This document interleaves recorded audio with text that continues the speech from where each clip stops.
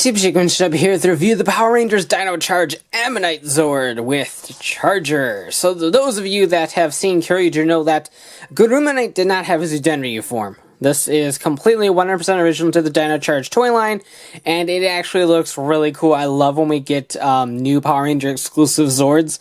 They're really fun to mess with because they are 100% new, and this design is just really cool to me. You do have some cool artwork of the Ammonite Zord right there. A Gurumonite Charger is included, non-foil version. So only way to get to that at the moment. The one in the power pack is a foil version. And on the back you got some really nice artwork of the Ammonite Zord right there. Dino Charge is absolutely killing it with the artwork on these boxes. Really dig it.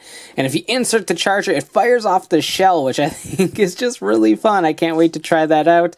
It'll be really neat. So I picked this up from Walmart.com with all the rest of this wave of toys for the usual price of $16.99 for these. So not bad at all. Let's go ahead and get it open and take a look. So here's the Ammonite Zord, possibly my favorite thing ever. I love this thing. I'm a huge fan of US original molds anyway, but this thing is just really, really fun. So we'll move him out of the way and focus on the Ammonite Charger. We have seen the normal one with the foil version, but as usual with these, this is one without the foil version because it comes back in a toy.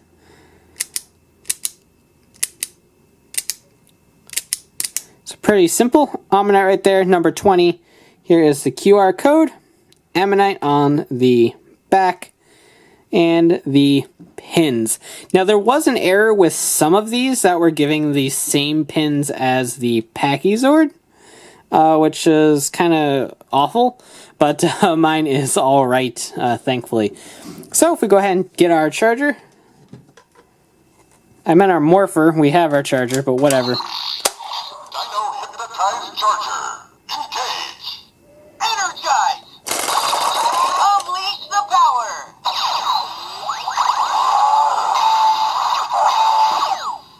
Ammonite.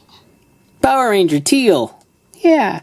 Even though I don't really think that's a teal, really, but it's some sort of like weird mint color. Mint green. Power Ranger mint green.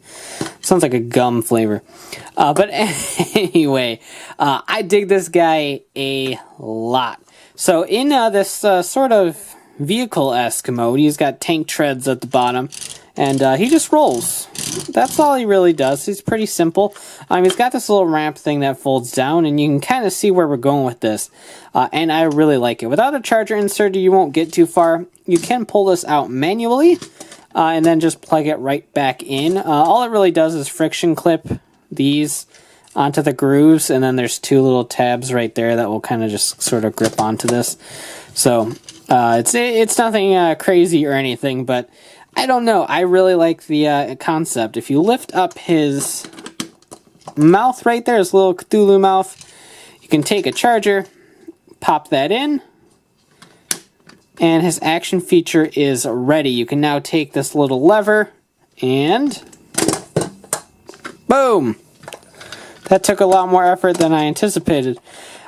So use both hands and go boom. It's not that like epic in terms of like it going whoosh or anything like that. It's a very simple roll.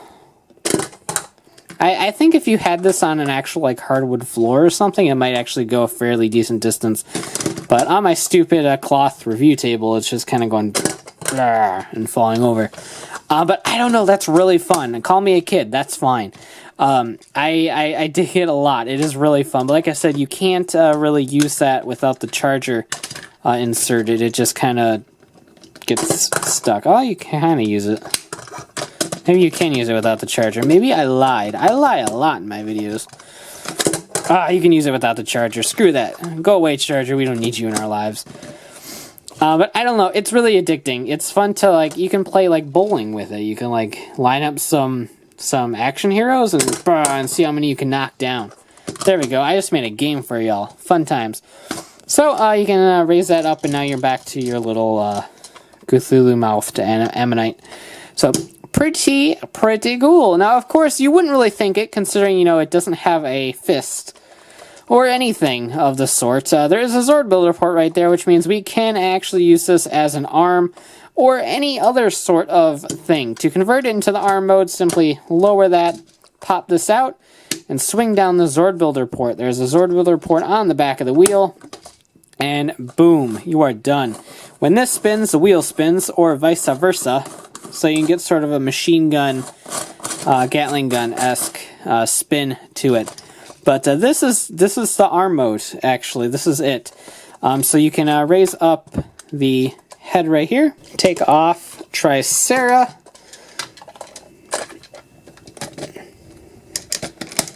and pop him on. And there is your Ammonite arm. It's different. It's not really a good arm, per se. But I guess you can kind of pretend that this is like a little shovel-esque piece that you can hit people with. But the main pull of this is the fact that he's basically just got a big Gatling gun on his arm now that you can use. So it makes an interesting arm, to say the least. But I think one of the highlights of this mold is that there is a Zord builder port on his underbelly. So you can pop this off and actually use the Zord builder port up here, just like that, to give him a like shoulder-mounted missile thing, like a Gatling gun, and that's really cool to me. I really like that a lot. It fits perfectly well. They're just like the Parazord does. It really works. It really works. I like it up there a lot more than I like it as an arm. And of course, you can take the Paracharge Megazord and attach it just like we did with the Dino Charger Megazord to make a arm. And it is a very bulky arm, especially on the rather lanky Paracharge Megazord. So it is definitely most out of place on him, and would definitely leave him a little bit front heavy if you don't have it straight down to the ground. But the Paracharge Megazord has some pretty interesting ports up there. So you can not only give him a wicked awesome Gatling gun on his shoulder, he can get a laser gun on his shoulder too. How awesome is that? That right there is just freaking cool. Seriously, don't mess with the Paracharge Megazord. He will wreck you. Like, absolutely wreck your crap.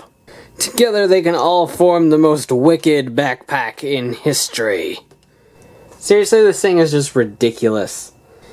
While absolutely not the best combination you could do, it was probably one of the most coherent options that I came up with to combine all of the current Zords while still maintaining a somewhat show-ish look. But it's definitely weird. I kind of like the idea of them just hanging out back here, and if they want to do arm switches, they just kind of pop out and switch places. I think that's really cool for a gimmick. Do that for an actual Sentai, guys. That'd be really fun. So overall, the Ammonite Zord is just really cool. Like I said, I'm always a fan of US exclusive Zords because I like to see what we can do on our own. And I think they did a pretty decent job of making an Ammonite seem like an actual meaningful Zord by turning it into a Gatling gun sort of thing. And it fits well with the aesthetic still, which is definitely really nice. I could use a little bit more yellow to perfectly match in with the aesthetic, but they did a pretty good job for what they could. If you want to paint it up a little bit more, you certainly can. The functionality is fun, and even though it doesn't make a fully convincing arm, and it's not a super cool arm, it does make excellent use of the shoulder Zord builder ports on both the Dino Charger Megazord and the Paracharge Megazord to just be a really awesome shoulder-mounted Gatling gun that is definitely worth adding to your formations.